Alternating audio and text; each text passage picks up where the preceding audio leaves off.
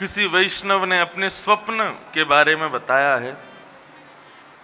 People का वृक्ष दिख रहा था, उसके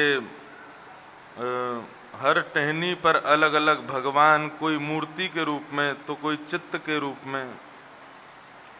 रूप में, पर एक टहनी पर एक तोता बैठे थे। इसको यही मानो साक्षात सुखदेव जी ने दर्शन दिया है। आपने जो भी कथा श्रवण की उसके भाव से पिप्पल जो है साक्षात नारायण स्वरूप है। अब इसका वास्तविक स्वप्नों की श्रृंखला में क्या अर्थ होगा वो तो मुझे नहीं पता, लेकिन मैंने पहले दिन ही कथा में कहा अपने हृदय को सकारात्मक रखो। जो कुछ भी होता है, श्री तुकाराम जी जो थे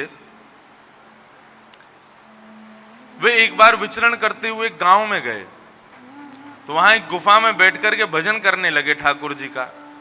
किसी राह चलते व्यक्ति ने तुकाराम जी से कहा, तुकाराम जी इस गुफा में मत बैठो। बोले क्यों? बोले यहाँ प्रेत रहता है और वो प्रेत अर्धरात्रि होते ही बाहर से आने जाने वाले लोगों तक को छोड़ता नहीं है। आप तो भीतर बैठे हो, कहीं और जाके भजन करो, यहां मत बैठो।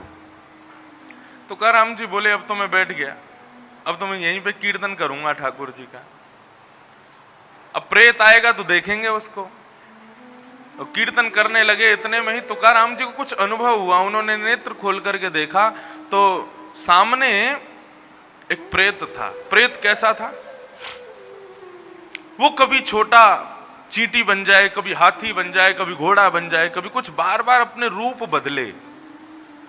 उसने इतने रूप बदले, हर प्रकार से डराने का प्रयास किया तुकाराम जी को, लेकिन तुकाराम जी डरे नहीं, मुस्कुराने लगे और मुस्कुराते हुए अपना जो भी सामान था सब दूर रखा, आसन पर खड़े होकर के हाथ जोड़ करके प्रणाम किया और दंडवत प्रणाम करने लगे।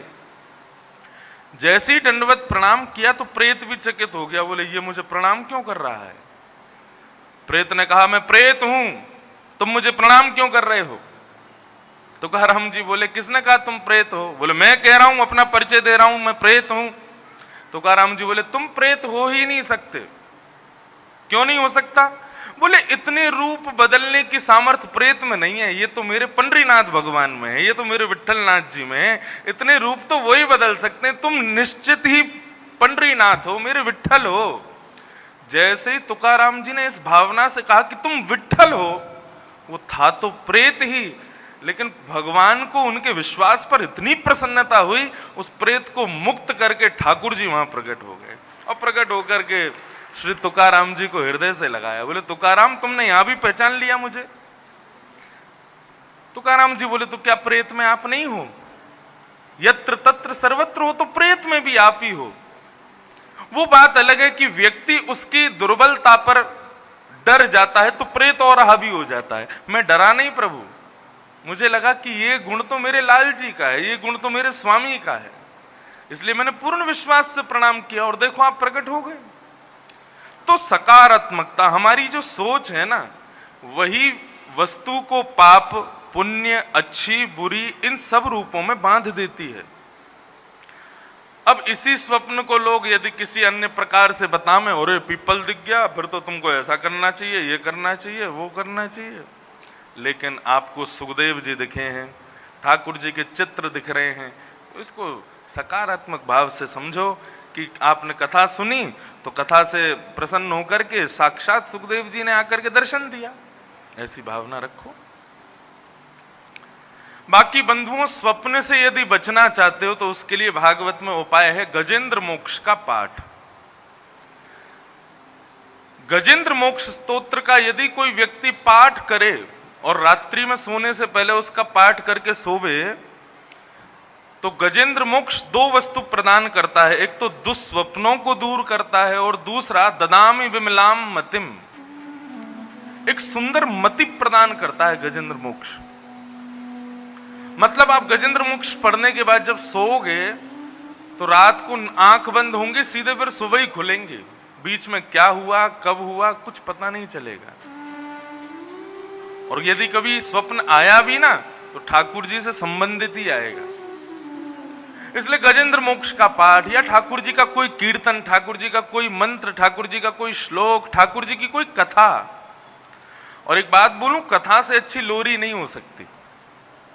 जब कभी भी सो ना रात में, तो अपने फोन में या कहीं पर भी, यूट्यूब पर बहुत साधन है, कहीं पर कोई कथा मध्य आवाज में चला करके और लेट जाओ, सुनते सुनते सुनते सुनते सो जाओ। सबसे बढ़िया लोरी है कथा, इससे बढ़िया आपको उपाय नहीं मिल सकता। भगवान का ब्याह श्री रुक्मणी जी के साथ में सुसंपन्न हुआ। बंधुओं, रुक्मणी कौन है? साक्षात लक्ष्मी, और श्री कृष्ण साक्षात नारायण। लोग प्रश्न करते हैं, राधा रानी से ब्याह क्यों नहीं किया ठाकुर जी ने? ब्याह होने के लिए दो विलग वस्तु चाहिए, दो अलग अलग लोग चाहिए, और श्री राधा और कृष्ण में कोई भेद नहीं है।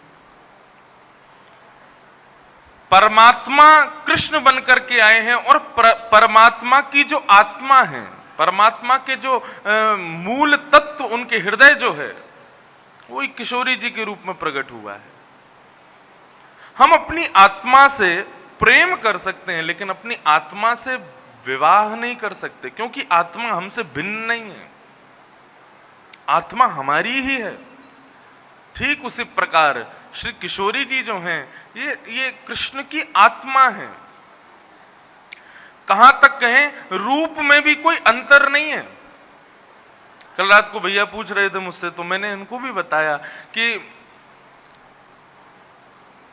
रुक्मणी जी जब बताती हैं कि किशोरी जी का रूप कैसा है, तो रुक्मणी जी बताती हैं कि ठाकुर जी पूरे दिन के जब थके होते हैं और रात्रि में अपना मुकुट उतार के अपने केशों को जब खोल देते हैं और सहज होकर के जब शयन शैया पर लेट जाते हैं, तब सोते हुए थके हुए कन्हैया का यदि रंग श्याम वर्ण से गौर वर्ण कर दिया जाए, तो ऐसा लगेगा किशोरी जी सो रही हैं। दोनों का एक सा रूप है, बस एक श्याम एक गौर, बस ये अंतर है दोनों। इससे विलग कोई अंतर दोनों में नहीं है, दोनों एक ही स्वरूप है। अब उसके बारे में वृहद चर्चा हो, तब राधा तत्व प्रकट हो, तब राधा रानी के बारे में सुनना, समझना, और एक और बात कहूं, कहना, तीनों ही कठिन है। कई बातें ऐसी होती हैं कि वो अनुभव से ही पता चलती हैं। किशोरी जी का तत्व भी आज तक वृंदावन में हजारों लोगों ने कहने का प्रयास किया, हजारों लोगों ने जानने का प्रयास किया। कहने वाले आज भी कहते हैं, सुनने वाले आज भी सुनते हैं, लेकिन कोई पहचान नहीं पाता कि किशोरी जी हैं क्या।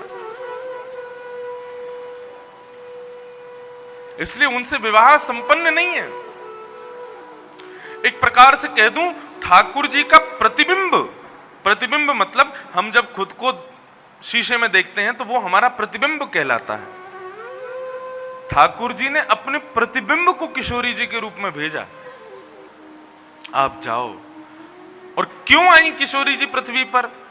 निष्काम प्रेम किसे कहते हैं, निस्वार्थ प्रेम किसे कहते हैं, अनकंडीशनल लव किसे कहते हैं, जहां पर आपकी आशाएं कुछ नहीं है सामने वाले से, बस आप देना जानते हो, ऐसा प्रेम किसे कहते हैं, उसकी स्थापना करने के लिए किशोरी जी आई। और उस निष्काम प्रेम के अधिकारी पूरा विश्व नहीं है, इसलिए पूरा विश्व राधा रानी को समझ नहीं पाता। गिने चुने चंद लोग हैं, वो समझ जाते हैं किशोरी जी कौन है, किशोरी जी का भाव क्या है। तो ठाकुर जी का ब्याह लक्ष्मी के साथ होता है, रुक्मणी जी के साथ हुआ।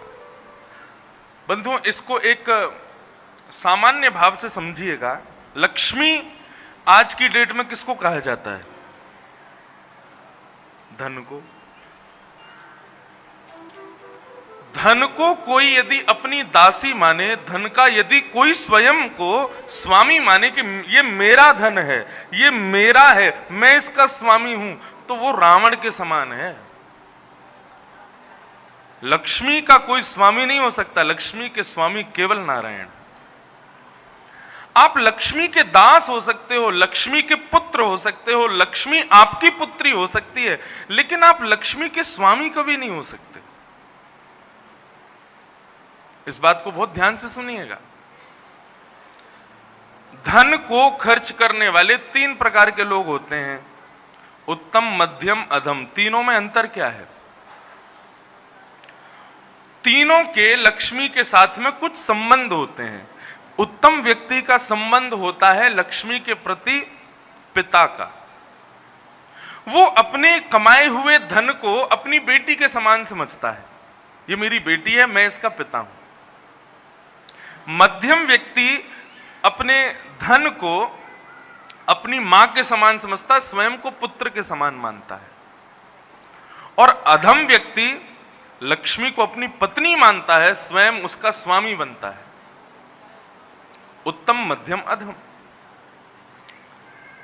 उत्तम व्यक्ति की गति क्या होती है? उत्तम व्यक्ति की गति होती है दान। वो ज्यादा से ज्यादा खर्च उसको ठाकुर जी की क्रियाओं में करता है। अब जैसे कि हमारे संपूर्ण मुदगल परिवार, भारद्वाज परिवार और जो भी सब ब्राह्मण भाई जिन्होंने ये कथा का कार्यक्रम कराया, ऐसा तो नहीं फ्री में हुआ, बहुत लक्ष्मी खर्च होती है कथा में। ये सारी लक्ष्मी का व्यय क्या माना जाएगा? इन्होंने अपनी पुत्री रूपी लक्ष्मी का ब्याह कथा करा करके नारायण से उसका ब्याह कर दिया। यहां पे जितना भी खर्चा हुआ, चाहे वो टेंट का हो, चाहे वो लाइट का हो, कूलर का हो, पानी का हो, भोजन का हो, माइक का हो, कैमरे का हो, हमारा हो, आने जाने का हो, और जो भी कुछ है, एक एक रुपया जो यहां खर्च हुआ है, वो एक प्रकार से मुदगल परिवार की एक बेटी ने, लक्ष्मी रूपी बेटी ने नारायण, भागवत रूपी नारायण से विवाह किया है, संबंध हो गया। ये उत्तम लक्ष्मी का व्यय करता है, जो अपनी बेटी की उम्र हो जाने पर, हाँ ये और याद रखना, बेटी की कब ब्याह करना चाहिए? जब वो बड़ी हो जाए, जब उसकी ब्याह की उम्र हो जाए। कई लोग ऐसा विचार करते हैं हमें भी कथा करानी है, लेकिन हम पे इतना धन नहीं है, इतनी दक्षिणा नहीं है। क्या दक्षिणा से ब्याह नहीं होता, कथा नहीं होती? उसको इस प्रकार समझो कि लक्ष्मी मतलब बेटी जब योग्य होगी तभी तो शादी कराओगे। लक्ष्मी जब योग्य हो जाए कि हाँ अब मैं करवा सकता हूं, इसका ब्याह कर सकता हूं, तभी ब्याह करो। उससे पहले कोई बात नहीं, उसको बढ़ने दो। जब वो हो जाए योग्य तब शादी कर दो, ठाकुर जी से ब्याह करा दो। मध्यम व्यक्ति लक्ष्मी का भोग करता है। जैसे पुत्र अपनी मां का सेवन करता है, अपनी मातृ सेवन करता है, ऐसे ही मध्यम व्यक्ति जो होता है वो धन को ज्यादा से ज्यादा अपने लिए खर्च करता है। मैं अच्छा खाऊं, अच्छा पीऊं, अच्छा रहूं, अच्छा सब कुछ करूं, इतना है कि मैं परोपकार कर सकता हूं, लेकिन करूंगा नहीं। क्यों? मेरी लक्ष्मी है, मेरी मां है। जैसे कि मां अपनी गोद में किसी और के बालक को ले ले तो उसका बालक चिढ़ जाता है कि मेरी मां ने दूसरे बालक को लिया कैसे। ठीक वैसे ही मध्यम कोटि का जो व्यक्ति होता है वो अपनी लक्ष्मी को किसी और की तरफ व्यय होते हुए जब देखता है तो उसको बड़ी घबराहट होती है। बोलिए मेरी लक्ष्मी है, ये किसी और के लिए इतना खर्च क्यों हो रही है, मेरे लिए होनी चाहिए। ये मध्यम व्यक्ति का लक्षण। मध्यम व्यक्ति भी पापी नहीं माना जाता। ठीक है, अपने लिए तुम प्रयोग करो क्योंकि तुमने अपने लिए कमाया है। अधम व्यक्ति कौन है? जो धन को अपनी दासी समझता है। इसको मैं कहीं भी खर्च कर सकता हूं, कहीं भी लगा सकता हूं, कहीं से भी कुछ भी खरीद करके खा सकता हूं, पी सकता हूं, पहन सकता हूं, कर सकता हूं। इस प्रकार लक्ष्मी को दासी मान करके जो लुटाता रहता है, कहीं भी खर्च कर देता है, कहीं भी उसका व्यय कर देता है, ऐसा व्यक्ति रावण के समान है और उसकी गति है अधम। उसका नाश हो जाएगा। धन कहीं खर्च करने से पहले 5 बार सोचा करो। मैं यहां पर पैसे खर्च कर रहा हूं, इसके बदले ले क्या रहा हूं? वो वस्तु कहीं असद तो नहीं, वो वस्तु कहीं ऐसी तो नहीं जहां पर लक्ष्मी नहीं देनी चाहिए मुझे। मैं अपनी मां को वहीं भेजूं जहां पर मेरी मां प्रसन्न रहे। मैं अपनी पुत्री को उस घर में भेजूं जहां पर मेरी पुत्री की प्रसन्नता हो। ये दो भाव सदैव लक्ष्मी के प्रति रखना। यदि आपने ये दो भाव नहीं रखे तो आप कहीं भी खर्च करोगे, किसी को भी दे दोगे, कुछ भी खरीदोगे और उसकी गति होगी नाश। इसलिए धन का व्यय बहुत सोच समझ करके करना चाहिए।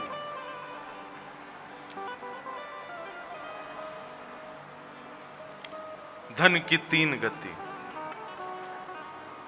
बंधुओं, एक बात और कहूं, हमारे जीवन में पाप प्रकट कब होता है? सबसे पहला हमारे द्वारा ऐसा कौन सा कृत्य होता है जिसके बाद हम पापियों की श्रेणी में आ जाते हैं? और वो सबसे पहला कृत्य होता है अन्यत्र की वस्तु के प्रति किया जाने वाला लोभ। पाप के पिताजी का नाम है, पाप के बाप का नाम है लोभ। लोभ जब जीवन में आ जाता है तो लोभ का ही पूरा परिवार है। काम, क्रोध, मोह, ईर्ष्या, द्वेष, अभिनिवेश, अहंता, ममता, ये सब लोभ का ही परिवार है। एक बार लोभ जीवन में आ गया, सबको लेकर के आएगा। लोभ कितने प्रकार के होते हैं? दो प्रकार के, संग्रह वृत्ति लोभ और भोग वृत्ति लोभ। संग्रह वृत्ति लोभ कैसा होता है? खूब कमा कमा के धरते जाएंगे, लेकिन कहीं पर खर्च कर, अरे हम पे तो है ही नहीं।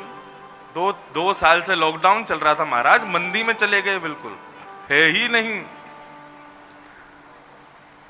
है आपके पास, लेकिन आप उससे परोपकार नहीं कर रहे हैं। उसी को कहते हैं संग्रह वृत्ति लोभ। आप संग्रह करते जा रहे हो, इकट्ठा करते जा रहे हो, जमा करते जा रहे हो। एक बात आपको कहें, शास्त्र आज्ञा करते हैं ये 5 चीज चलायमान हैं, यदि इनको आपने नहीं चलाया तो बर्बाद हो जाओगे। चला लक्ष्मी चलम प्राणम चलम जीवत यौवनम चला चलेति संसारे धर्म को ही निश्चल। संसार में सब कुछ चलायमान है, 5 नहीं, सब कुछ चलायमान है, केवल एक वस्तु को छोड़ करके। सबसे पहली चीज जो हम कभी नहीं चाहते कि हमसे दूर जावे वो है लक्ष्मी। चला लक्ष्मी। लक्ष्मी के पांव होते हैं, वो रुकेगी ही नहीं। आपकी जेब में 2000 रुपया है और आप सोचो कि ये कभी खर्च ना हो ही नहीं सकता। आपके ना चाहते हुए भी वो फुदक करके बाहर आ जाएंगे, कहीं ना कहीं उनको खर्च होना ही पड़ जाएगा। चला लक्ष्मी। दूसरी वस्तु जो हम कभी नहीं चाहते कि हमसे दूर जावे वो है हमारे प्राण। चलम प्राणम।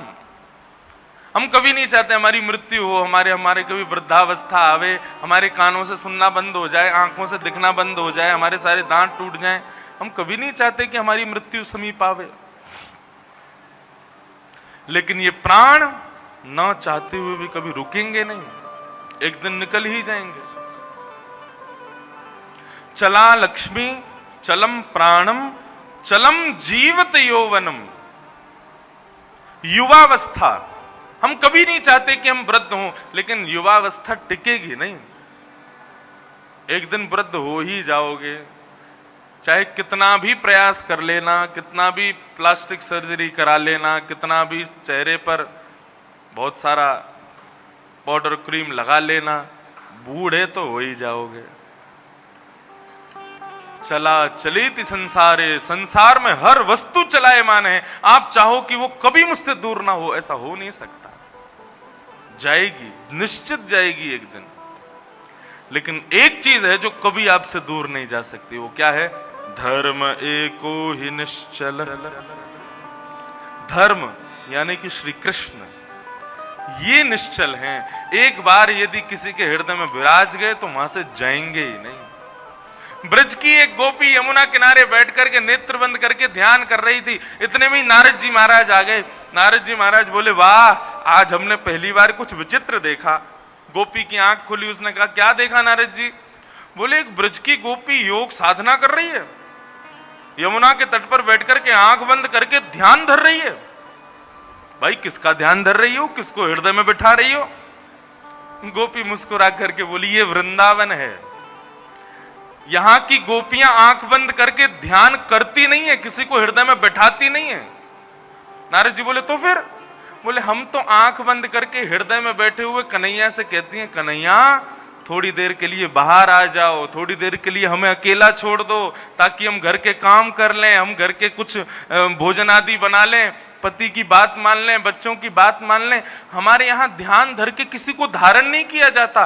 चित्त में बैठे हुए कन्हैया से कहा जाता है, थोड़ी देर तो बाहर आ जाओ, थोड़ी देर तो हमें छोड़ दो, ताकि हम घर के काम कर लें। तो मैं चित्त में नेत्रबंद करके कन्हैया से कह रही हूं, कन्हैया नेक देर को बाहर आ जा, तुम थोड़ी देर बाहर निकलोगे तो हम बाकी के काम कर लें। नारद जी दूर से ही दंडवत बोले, धन्य है यथा ब्रज गोपिका नाम, ब्रज की गोपियों जैसा कोई नहीं, ब्रजवासियों जैसा कोई नहीं। पूरा विश्व नेत्रबंद करता है, ठाकुर जी हृदय में आ जाएं, ब्रजवासी नेत्रबंद करते हैं, ठाकुर जी नेक निकल जाएं बाहर। ये ब्रजवासियों की स्थिति है। मेरो मन गिरधर छवि पे अटक्यो, मेरो मन गिरधर छवि पे। बहुत प्यारा पद है ये। और हम ब्रजवासियों की स्थिति ऐसी है, ठाकुर जी में ऐसा चित्त अटका हुआ है ब्रजवासियों का। आप वृंदावन के नन्हे से बालक के पास भी बैठ जाओगे ना, वो भी आपको इतनी सुंदर बातें बता देगा कि इच्छा होगी कि ये ब्रज छोड़ के हम जाएं ना। बंधुओं, ये जो पद है ना, मेरे हृदय के बहुत करीब, बहुत सारे पद ही मैं सब में यही बोलता हूं कि मुझे बहुत प्रिय है, बहुत प्रिय है, लेकिन इस पद के प्रति कुछ ज्यादा ही रुझान है।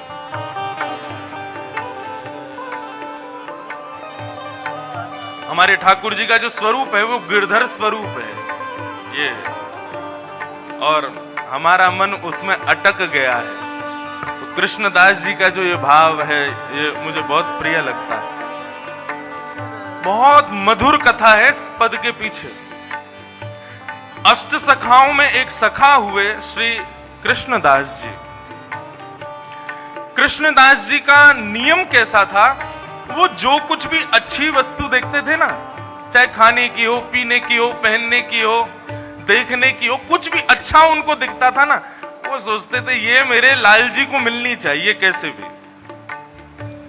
एक बार आगरा के बाजार में घूम रहे थे कृष्णदास, बाजार में घूमते हुए तभी उनको एक स्वर सुनाई दिया, एक मधुर स्वर में, मानो कोई युवती गान कर रही है। सब्जी खरीद रहे थे बाजार में, कुछ सामग्री ठाकुर जी के लिए खरीद रहे थे।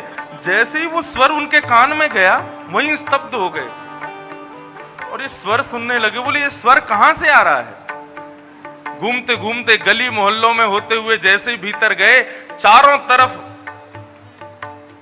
मसनद लगाए हुए लेट करके लोग बैठे हैं और बीच में एक अप्सरा नृत्य कर रही है, एक नगर वैश्या नृत्य कर रही है और गान कर रही है। उसके स्वरूप को देख करके, उसके स्वर को देख करके, उसके नृत्य को देख करके कृष्णदास जी बोले, यदि ये मेरे ठाकुर जी के सन्मुख अपनी सेवा कर देना, इसके संपूर्ण जीवन के ये साधारण संसार के लोगों को प्रसन्न करना चाहती है, अपने स्वर से, अपने स्वरूप से, अपने इस नृत्य से मेरे लाल जी को प्रसन्न करे ना। कृष्णदास जी एक टक उसको देख रहे थे।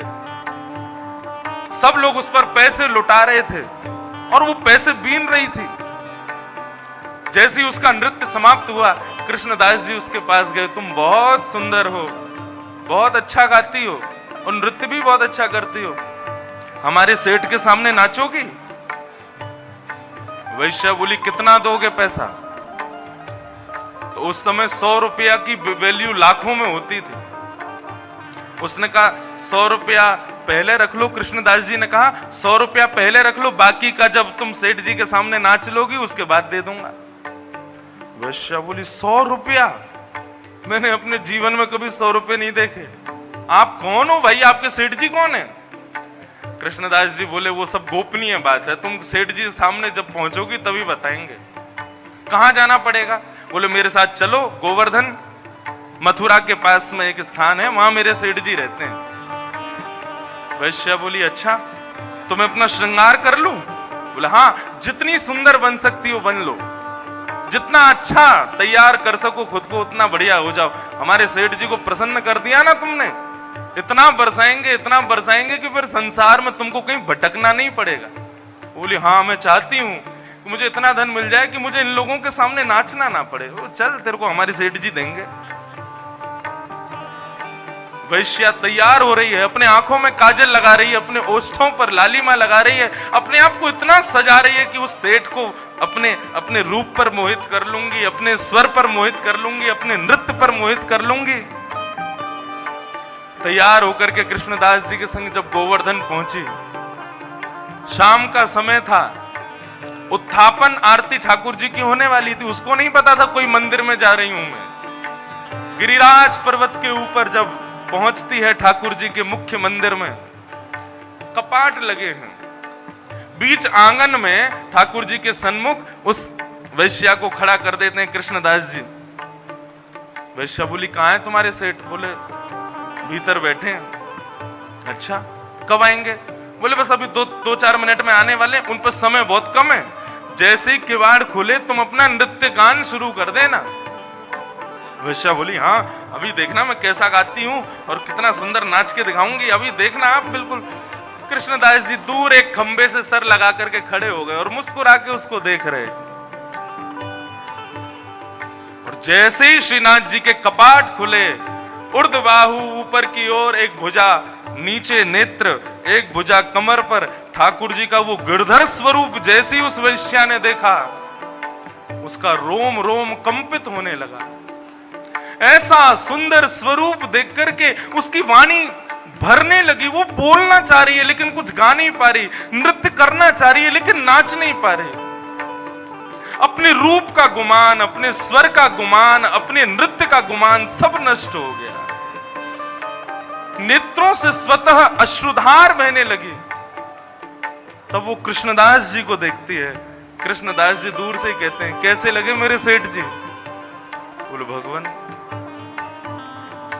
मैं इनको अपना गान नहीं सुना सकती क्योंकि मेरा गान झूठा हो चुका है, मेरा नृत्य झूठा हो गया है, मेरा स्वरूप झूठा हो गया है। संसार के लोगों ने मेरे नृत्य को, मेरे गान को, मेरे स्वरूप को अपवित्र कर दिया है। मैं इनको नहीं दे सकती कुछ भी। आप कोई युक्ति बताओ ना, मैं क्या करूं? तब कृष्णदास जी उस वैश्या के हृदय को, भाव को दूर खड़े खड़े गाते हैं इस पद के माध्यम से और उस वैश्या को बताते हैं कि तुझे क्या करना है। तब ये पद गाया गया। वैश्या सामने बैठी है ठाकुर जी के और कृष्णदास जी इस पद का गान कर रहे हैं। मेरो मन गिरधर छवि पे अटक्यो, मेरो मन गिरधर छवि पे अटक्यो। ओ ललित त्रिभंगी चाल पे चल के, ललित त्रिभंगी चाल पे चल के, ललित त्रिभंगी चाल पे चल के, ललित त्रिभंगी चाल पे चल के, चिबुक चारु गणि खट क्यों,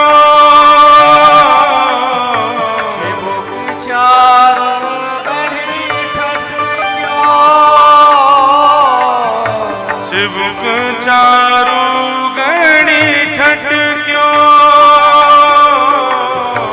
चिबुक चारू गणी ठट क्यों। ओ मेरो मन गिरधर छवि पे अटक्यो, मेरो मन गिरधर छवि पे अटक्यो, मेरो मन गिरधर छवि पे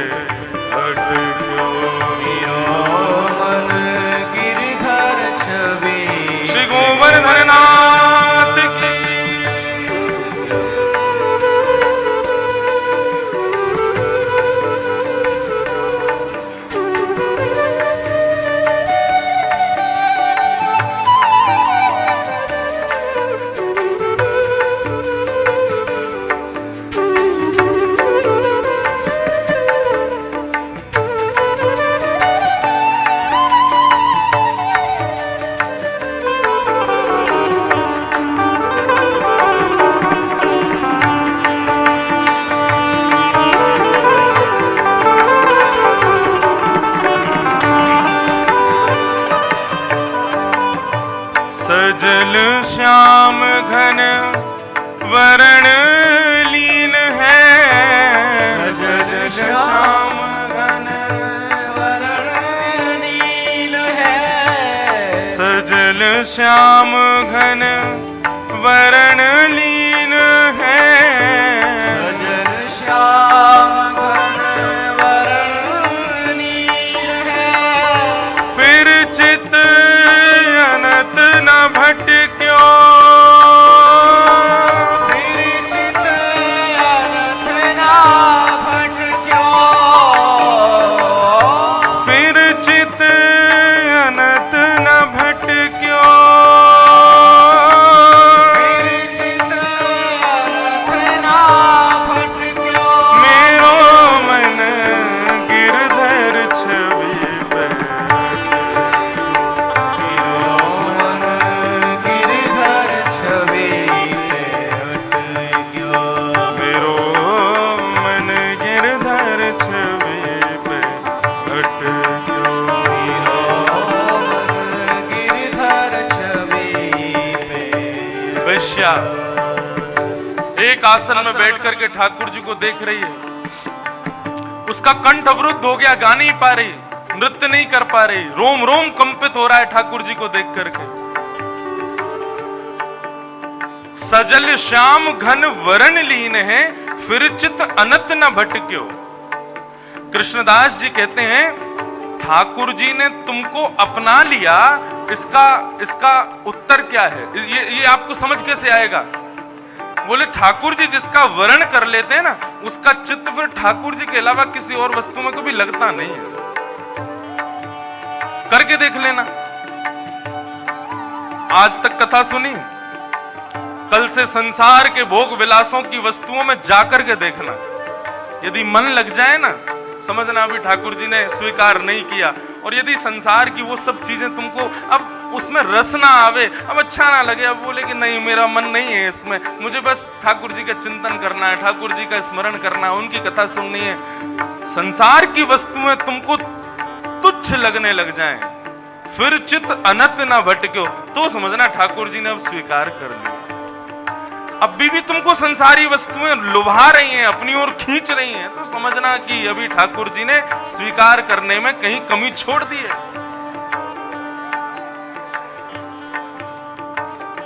वैश्या कहने लगी अब मुझे वापस नहीं जाना यहां से, आप कुछ कृपा करो, मैं क्या करूं ठाकुर जी के लिए, मैं इनको कुछ दे नहीं सकती क्योंकि मेरा सब कुछ अपवित्र है और मैं बिना दिए यहां से जा नहीं सकती, कुछ कृपा करो, मैं क्या करूं?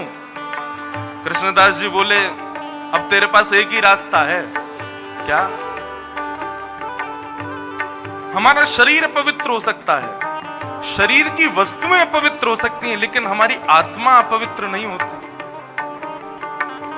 अब तू एक ही काम कर। क्या? कृष्णदास किए प्राण न्युछावर, कृष्णदास किए प्राण न्युछावर, कृष्णदास किए प्राण न्युछावर, कृष्णदास किए प्राण न्युछावर, कृष्णदास किए प्राण न्युछावर, कृष्णदास किए प्राण न्युछावर, कृष्णदास किए प्राण न्युछावर, कृष्णदास किए प्राण न्युछावर, यह तन जग सरपट क्यों, ये तन जग सरपट क्यों। जब कृष्णदास जी ने कहा कि तेरे प्राण पवित्र हैं, तेरी आत्मा पवित्र है, ये तन को तू अपवित्र मान सकती है लेकिन तेरी आत्मा अपवित्र नहीं है, तेरे प्राण पवित्र हैं, तेरी आत्मा पवित्र है।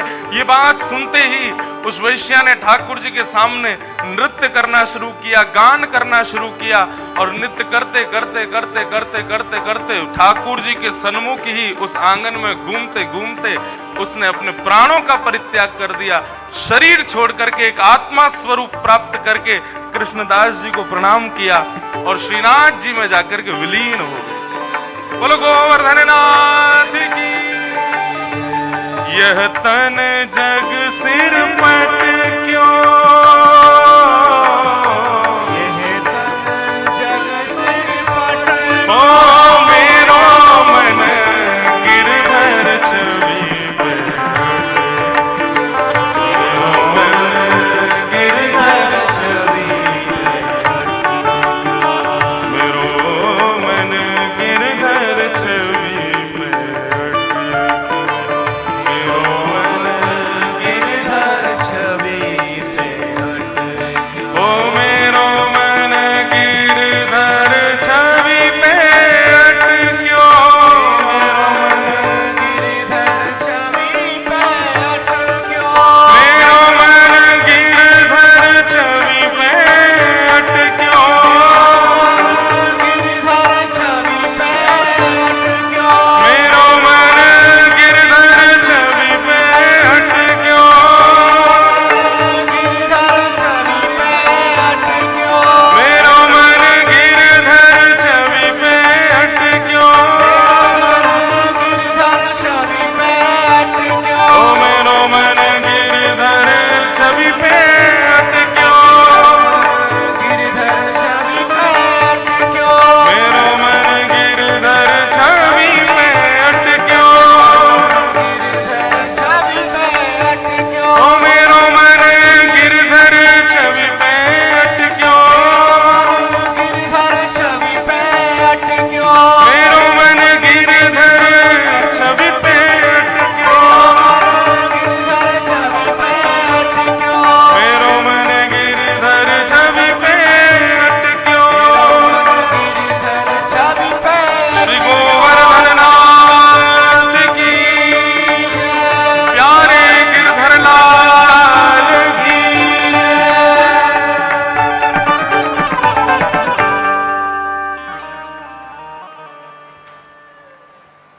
कृष्णदास किए प्राण न्योछावर, यह तन जग सर पटक्यो, मेरो मन गिरधर छवि पे अटक्यो।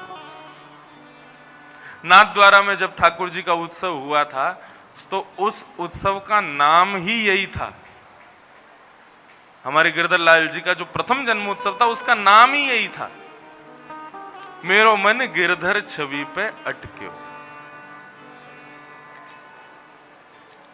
दूसरा उत्सव पंढरपुर में हुआ, उसका नाम था कानड़ा राजा पंडरीचा। कान्हा राजा हैं कहां के? बोले पंढरपुर के। तीसरा उत्सव अभी जगन्नाथपुरी में था, उसका उत्सव था गिरधर लाल भय जगन्नाथ, गिरधरनाथ भय जगन्नाथ।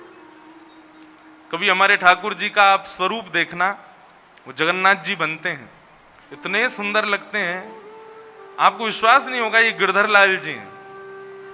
ऐसे स्वरूप धारण करते हैं जगन्नाथ जी का, बिल्कुल वैसे ही नेत्र बड़े बड़े धारण करेंगे।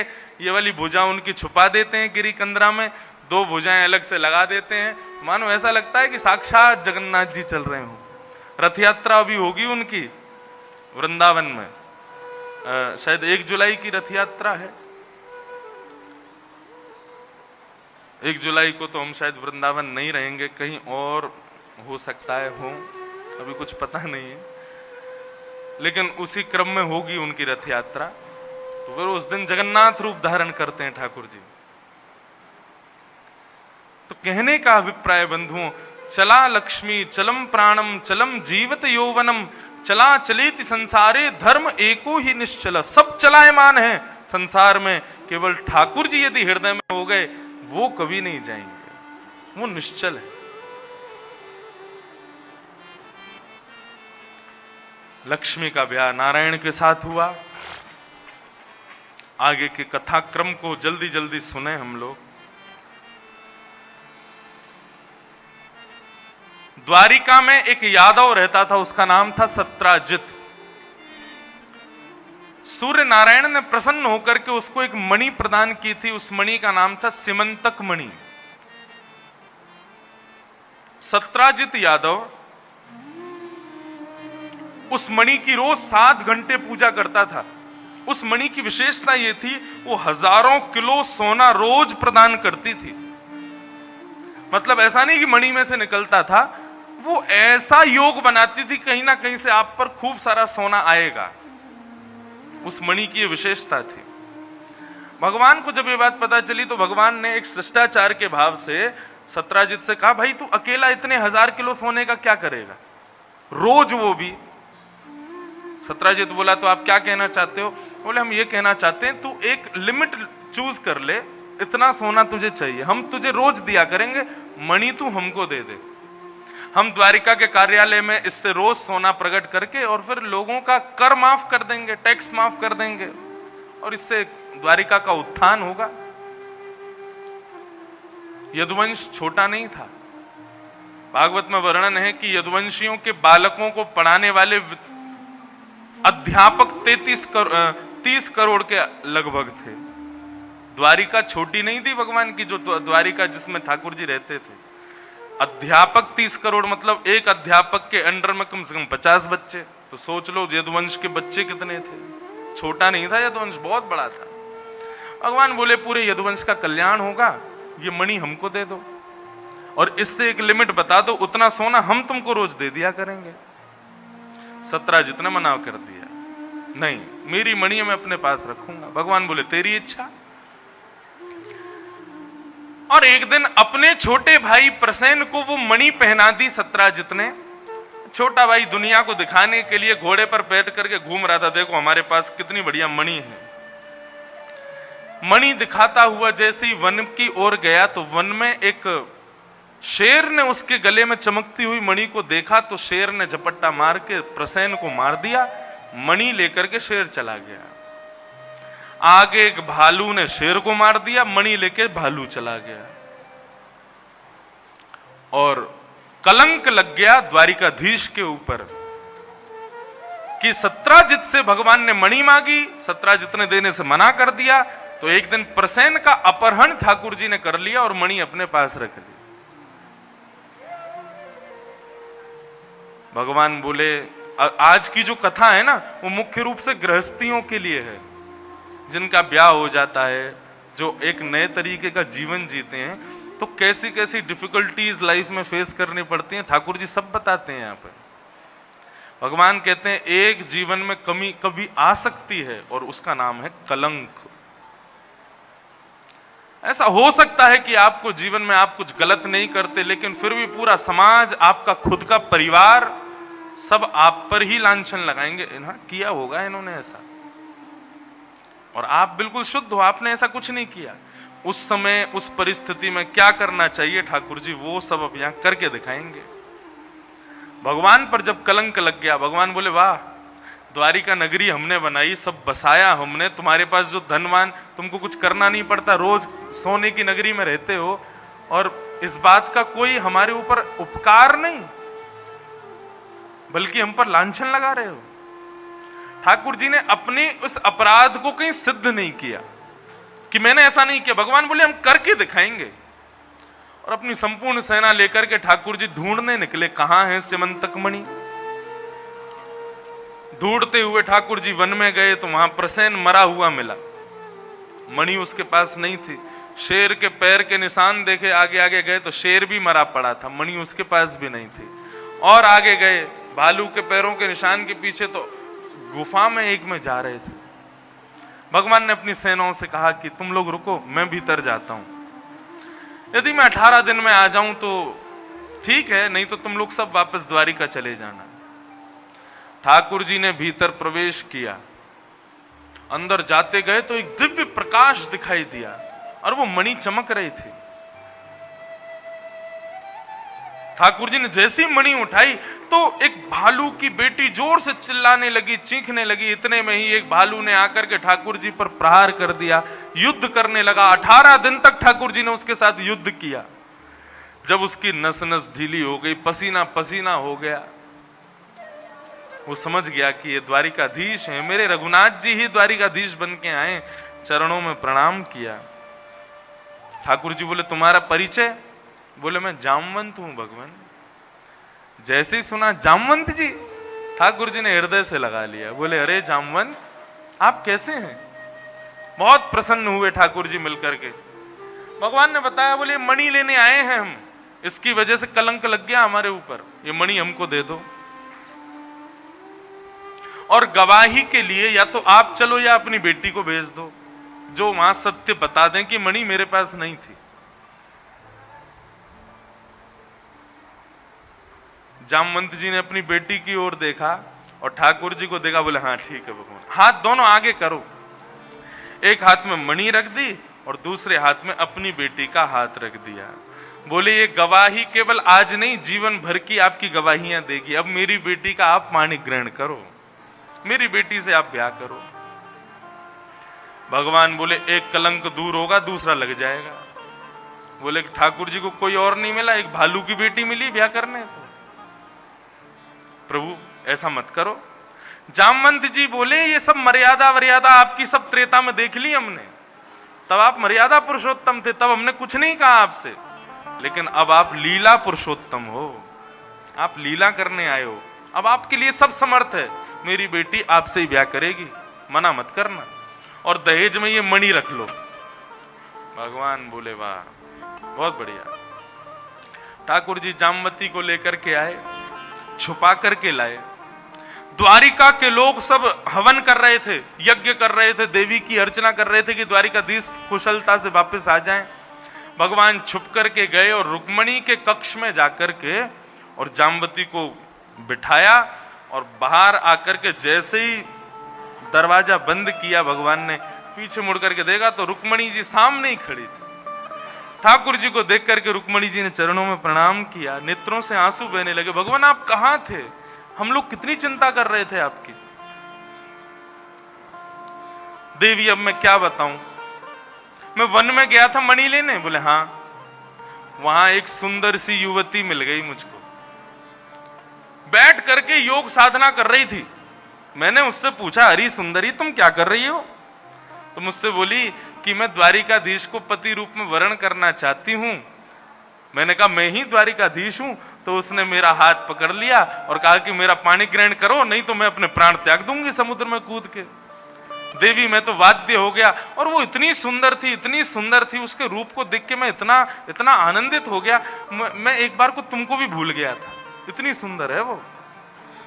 तो फिर मैंने उससे ब्याह कर लिया। रुक्मणी जी बोले मुझसे भी ज्यादा सुंदर है। ठाकुर जी बोले देखना मत, तुमको लज्जा हो जाएगी अपने ऊपर। भगवान क्या बताएं कि भीतर वो गुर्रा रही होगी, भालू की बेटी है। और रुक्मणी हम तुम्हारे लिए दूसरा भवन बना देंगे, वो आज से इसमें तुम्हारे भवन में ही रहेगी। रुक्मणी जी कुछ बोली नहीं, लक्ष्मी है साक्षात। नेत्र बंद करके श्राप दे दिया, बोले जो भी मेरे कक्ष में बैठी है, जिस पर ये द्वारिकाधीश इतने लट्टू हुए जा रहे हैं, उसको मैं श्राप देती हूं, मुझसे कम थोड़ी सी कम सुंदर एक स्त्री हो जाए। और जैसे ही ये श्राप दिया, रुक्मणी जी ने जैसे ही द्वार खोल करके देखा तो जो रीछ की बेटी जो जामवती एक भालू के रूप में थी, वो एक सुंदर युवती के रूप में वहां पर खड़ी थी, और रुक्मणी जी से थोड़ी कम, हल्की सी कम सुंदर जामवती का वहां रूप था। और ठाकुर जी ने फिर जामवती के साथ ब्याह किया, सबको मणि दिखा दी, बोले देखो ये मणि मुझे कहां मिली, और जामवती ने गवाही दे दी। तो द्वारिका के लोगों ने ठाकुर जी से क्षमा मांगी, प्रभु हमें क्षमा कर दो, हमसे बहुत बड़ा अपराध हो गया, आपके ऊपर हमने कलंक लगाया। अब द्वारिका के लोग क्या करने लगे, भगवान ने मणि भिजवा दी सत्राजित यादव के यहां, तो द्वारिका के लोग भगवान को छोड़ अब सत्राजित को गालियां देने लगे, तूने हमारे भगवान पर कलंक लगाया, भगवान के ऊपर तूने ऐसा किया, ये किया। सत्राजित का द्वारिका में निकलना दुश्वार हो गया। उसने सोचा मैं क्या करूं, कैसे करूं, मैं कैसे जीऊं द्वारिका में, यहां तो लोग मेरा बड़ा अपमान कर रहे हैं। तब उसने अपनी घर में देखा तो उसकी बेटी बैठी थी सत्यभामा। उसने कहा कि यदि मैं अपनी पुत्री का ब्याह ठाकुर जी से कर दूं और ठाकुर जी को अपना दामाद बना लूं, तो मेरे ऊपर जो कलंक लगा है वो दूर हो जाएगा। सत्यभामा की पहले सगाई हो चुकी थी सतधनवा के साथ में। लेकिन सत्राजित ने अपने कलंक को दूर करने के लिए भगवान से जाकर के कहा मेरी बेटी से आप ब्याह कर लो। भगवान बोले ब्याह तो हम कर लेंगे, लेकिन हमको बदले में ये दहेज वहेज नहीं चाहिए, क्योंकि हमको पता है तुम दहेज के रूप में मणि ही देने वाले हो, मणि अपने पास ही रखना। बंधु थोड़ा कहूं, दहेज प्रथा हमारी जो भारतीय संस्कृति में है, इसका मूल रूप क्या है और हम उसको किस रूप में आज देखते हैं, दोनों में बहुत अंतर है।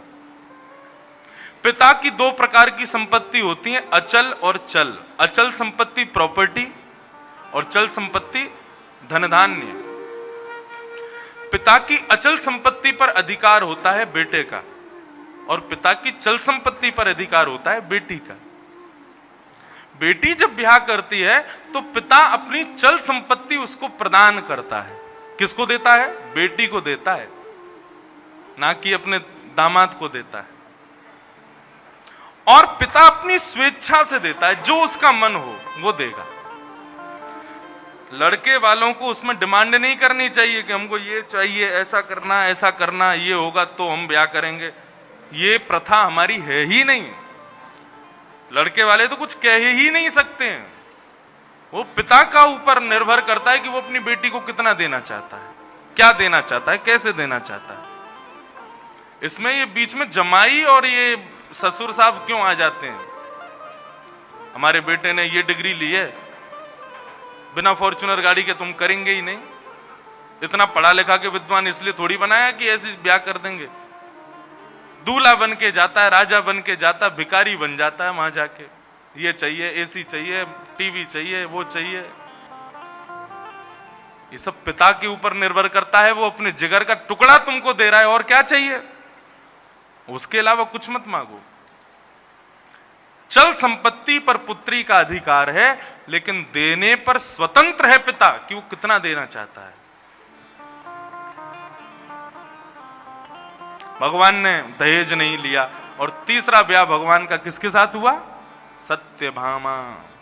कितने ब्याह हो गए? रुक्मणी, जाम्बती, सत्यभामा। कितने ब्याह होंगे भगवान के? और 16,108। 3 हो गए। अब गिनते जाना, सब गिनवा के हम तुरंत चले जाएंगे। हाँ, गिनती कर लो। सब नहीं गिनवाऊंगा, अभी एक और गिनवा दूं बस। अब हुआ क्या बंधुओं, ये सत्यभामा से भगवान ने ब्याह तो कर लिया, लेकिन सत्यभामा का जो मंगेतर था, जिससे इसका ब्याह होने वाला था, उसको बड़ी चिढ़ हुई। बोले कि ना तो बेटी मिली और दहेज में मणि मिलती, वो भी नहीं मिली, दोनों ही हाथ से चले गए। तब उसको पता चला कि ठाकुर जी ने मणि नहीं ली दहेज में, मतलब मणि अभी भी ससुर जी के पास है हमारे। तो उसने अर्धरात्रि में जाकर के सत्राजित का वध कर दिया सत्यभामा ने, सत्यभामा के मंगेतर सतधनवा ने, और मणि को चुरा करके चला गया। सत्यभामा को जैसे ही पता चला मेरे पिताजी मर गए, द्वारिकाधीश को जाकर के कहा मेरे पिता की हत्या हो गई भगवान। तो भागवत में वर्णन है कि ठाकुर जी पांडवों की सभा में बैठे थे, जब सत्यभामा ने संदेश भेजा कि मेरे पिता की मृत्यु हो गई, ठाकुर जी इतना रोए, इतना रोए, इतना रोए, इतना रोए, सत्यभामा के कंधे पर सर रख रख करके रोए भगवान, ये दिखाने के लिए कि मुझे बहुत कष्ट है मेरे ससुर जी के जाने का। लेकिन भगवान उल्टे फंस गए। सत्यभामा बोली आप इतना रो रहे हो, मेरे पिता से बहुत प्रेम करते थे ना। भगवान बोले मैं अपने पिता से ज्यादा प्रेम करता था तुम्हारे पिता से। तो ठीक है, मेरे पिता की मृत्यु का बदला आप लोगे, तभी आपके हृदय को शांति मिलेगी भगवान। भगवान बोले क्या करना पड़ेगा? बोले कि मेरा जो पहले मंगेतर था उसी ने मारा है, आप उसको जान से मारो और उसके पास मेरे पिता की मणि है, वो मणि ला करके मुझे दे दो। भगवान बोले मणि मेरा पीछा कब छोड़ेगी? भगवान बोले ठीक है, मार देंगे भैया। अब सतधनवा को जब पता चला कि भगवान उसको मारने आ रहे हैं, तो सतधनवा ने मणि अपने मित्र अक्रूर जी को दे दी, तुम छुपा के रख लो इसको, मेरे पास मिल गई तो मेरा वध हो जाएगा, नहीं मिलेगी तो बच तो भी जाऊंगा। भगवान ने सतधनवा को पकड़ करके उसको पूरा देखा। बोले मणि कहाँ है? बोले मणि तो मेरे पास नहीं है। भगवान ने सुदर्शन चक्र से उसका सर धड़ से अलग कर दिया। भगवान लौट करके द्वारिका आए, सत्यभामा मुख्य द्वार पे ही खड़ी थी। भगवान आए, भगवान ने कहा हमने सत्यधनवा को मार दिया। मणि, भगवान बोले उसके पास थी नहीं मणि। तो सत्यभामा के मन में आया कि ठाकुर जी ने मणि रख ली है अपने पास छुपा करके, मुझे देना नहीं चाहते। भगवान तो अंतर्यामी, सब जानते हैं। भगवान मुस्कुराने लगे, ये मेरी पत्नी है, मुझ पे ही संशय कर रही है। ये गृहस्थ धर्म के छोटे छोटे छोटे छोटे छोटे रूप हैं जो तुमको जीवन में किसी ना किसी रूप में फेस करने पड़ेंगे। भगवान कहते हैं पृथ्वी से अमृत प्रकट हुआ था, लेकिन हम ये क्यों भूल जाते हैं कि विष भी तो प्रकट हुआ था। यदि यहां पर सब आपको प्रेम करते हैं, सब आपका सम्मान करते हैं, मतलब तुमको अमृत देते हैं, तो उसके लिए भी तैयार रहना कि विष भी पिलाया जाएगा। ये अपमान रूपी, कलंक रूपी, अविश्वास रूपी विष तुम्हारे ही तुमको पिलाएंगे और तुमको पीना पड़ेगा, क्योंकि संसार का नियम है। कल को तुम्हारे ऊपर ही हो सकता है उंगली उठाई जाए, तुमको ही नीचा दिखाया जाए, और हो सकता है शायद तुम्हारी खुद की पत्नी या तुम्हारा खुद का पति ही तुम पर विश्वास ना करे। उस समय क्या करना? बोले जल्दबाजी में, हबड़ तबड़ में खुद को शुद्ध करने के लिए जल्दी मत करना, क्योंकि सत्य का एक नियम है, उसको कितना भी छुपाओ वो प्रकट हो ही जाता है। भगवान बोले मैंने कुछ नहीं किया, सत्यभामा को मेरे पर संशय है कि मणि मेरे पास है। भगवान बोले कुछ नहीं, शांत रहूंगा। एक दिन अक्रूर जी के यहां से संदेश आया कि अक्रूर जी सोने की थाली, सोने की कटोरी, सोने की चम्मच, सोने के गिलास, उसमें ब्राह्मणों को भोजन कराते हैं और दक्षिणा में सारे पात्र दे देते हैं। बोले अपने संगी ले जाओ। इस बात को जब भगवान ने सुना तो सब कह रहे थे कि देखिए अक्रूर जी महाराज कितना दान पुण्य करते हैं। भगवान बोले ये दान पुण्य करवा कौन रहा है मुझे सब पता है, ये मणि उन्हीं के पास है। ठाकुर जी ने पत्र लिखा शिष्टाचार से, बोले अक्रूर जी मैं आपका बहुत नमन करता हूं, वंदन करता हूं, मुझे पता है मणि आपके पास है। मैं मणि लेना नहीं चाहता क्योंकि उस मणि से आप कुछ गलत नहीं कर रहे हो, ब्राह्मणों का हित कर रहे हो, लेकिन मणि को आपके पास है, ये द्वारिका के यहां आकर के आप स्वीकार करके सबको दिखाओ, ताकि इन लोगों का जो मुझ पर अविश्वास है वो दूर हो। तब अक्रूर जी महाराज ने आकर के क्षमा प्रार्थना करते हुए जब मणि दिखाई, तब सत्यभामा ने भगवान से क्षमा मांगी, प्रभु मुझे क्षमा कर दो, मैंने आप पर अविश्वास किया। भगवान बोले संसार का नियम है, यहां अपने ही एक दिन पराये से होते हैं, ये संसार का एक नियम है, ये गृहस्थ धर्म का एक नियम है। इस प्रकार ये सिमंतक उपाख्यान फिर यहां पर समाप्त हुआ। इस सिमंतक मणि की कथा को सुनने से व्यक्ति जो सुनता है उसको कभी कलंक नहीं लगता, जीवन में उसको कलंक नहीं लग सकता, इसलिए सिमंतक उपाख्यान सुनाना अनिवार्य है भागवत में। ठाकुर जी का चौथा ब्याह हुआ हमारी वृंदावन की दूसरी पटरानी श्री यमुना जी के साथ में, कालिंदी, भगवान का ब्याह। अच्छा देखो, भगवान किसी मानव से ब्याह नहीं करते, किसी स्त्री से ब्याह नहीं करते। 16,108 कौन है? इनमें 8 जो मुख्य पटरानियां हैं ना भगवान की, ये भगवान की ही बनाई हुई प्रकृति है। कौन कौन सी प्रकृति? पृथ्वी, जल, तेज, वायु, आकाश, मन, बुद्धि, चित्त, अहंकार, ये 9 प्रकृति होती हैं। कौन कौन सी? 5 बाहर और 4 हमारे भीतर। 5 बाहर कौन कौन सी हैं? पृथ्वी, जल, अग्नि, वायु और आकाश। ये 5 बाहर की सृष्टि है भगवान की, और 4 सृष्टि ठाकुर जी ने हमारे भीतर बनाई है। मन, बुद्धि, चित्त और अहंकार। चित्त माने आत्मा, और यहां पर अहंकार का मतलब प्राउडनेस नहीं है, यहां पर अहंकार का मतलब सेल्फ कॉन्शियसनेस है। तो ये जो हमारे भीतर की 4 प्रकृतियां हैं, इनमें से चित्त जो है ये तो भगवान ही है। आत्मा कौन है? आत्मा तो परमात्मा का स्वरूप है। तो बची कितनी? 8। तो पृथ्वी, जल, तेज, वायु, आकाश, मन, बुद्धि और अहंकार, ये 8 भगवान की मुख्य पटरानियां हैं। अब बचती हैं 16,100। ये कौन है? ठाकुर जी की उपासना के कर्मकांड में जितने भी मंत्र हैं, 16,100 मंत्र जिनसे ठाकुर जी की उपासना होती है, ठाकुर जी की आराधना होती है, वे सारे 16,100 मंत्र ही कन्या रूप धारण करके आए और भगवान ने उनसे ब्याह किया। कोई साधारण स्त्री से ठाकुर जी ने ब्याह नहीं किया है। अपनी ही प्रकृति, अपनी ही उपासक मंत्रों से ठाकुर जी ने ब्याह किया, उनसे ठाकुर जी ने प्रेम किया। कोई बाह्य नहीं। भगवान के 8 मुख्य ब्याह हुए, उनमें से एक ठाकुर जी की ससुराल, आपका पड़ोस उज्जैन भी है। या उज्जैन में भी ठाकुर जी की शादी हुई। ठाकुर जी की ससुराल भी उज्जैन है, ठाकुर जी की पढ़ाई भी उज्जैन में हुई है, इसीलिए महाकाल विराज रहे हैं वहां।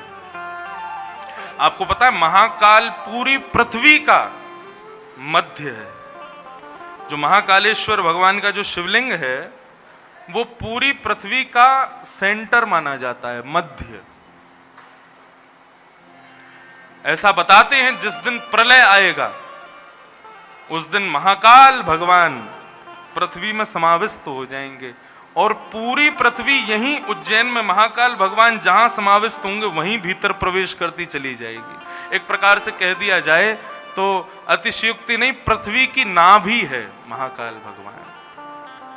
ऐसे महाकाल को हम प्रणाम करते हैं, उज्जैन को हम प्रणाम करते हैं, भगवान की ससुराल है उसको हम वंदन करते हैं। ठाकुर जी के इस प्रकार 8 ब्याह हुए। अब 16,100 ब्याह। भौमासुर नाम का एक राक्षस था, उसने 16,000 कन्याओं को बंदी बना रखा था। 20,000 होने पर सबसे जबरदस्ती ब्याह करने वाला था। 16,000 राजकुमारियों ने कैसे छुप छुपा करके भगवान को पत्र लिखा। भगवान पत्र देख करके सीधे गए और भौमासुर का वध करके उन 16,000 को मुक्त किया। 16,000 ने ठाकुर जी के सामने प्रणाम करते हुए कहा, भूयात पतिर में मह्यम। अब हम घर नहीं जा सकती क्योंकि हमको परिवार अपनाएगा नहीं, कोई हमसे ब्याह करेगा नहीं, सब लोग हम पर लांछन लगाएंगे। भगवान हमारे पास 2 ही रास्ते हैं। पहला रास्ता या तो हम मर जाएं और दूसरा रास्ता क्या है? बोले दूसरा या तो आप हमें अपना लो। भगवान बोले आत्महत्या बहुत बड़ा पाप है, आत्महत्या नहीं करनी, हम आपको अपना लेंगे। तब उन 16,100 राजकुमारियों को ठाकुर जी ने अपनाया। भगवान के कितने ब्याह हुए? 16,108। इस प्रकार से ठाकुर जी के विवाहों का क्रम बताया गया। अब आगे की कथा में प्रणय कलह। प्रणय कलह का भाव क्या है?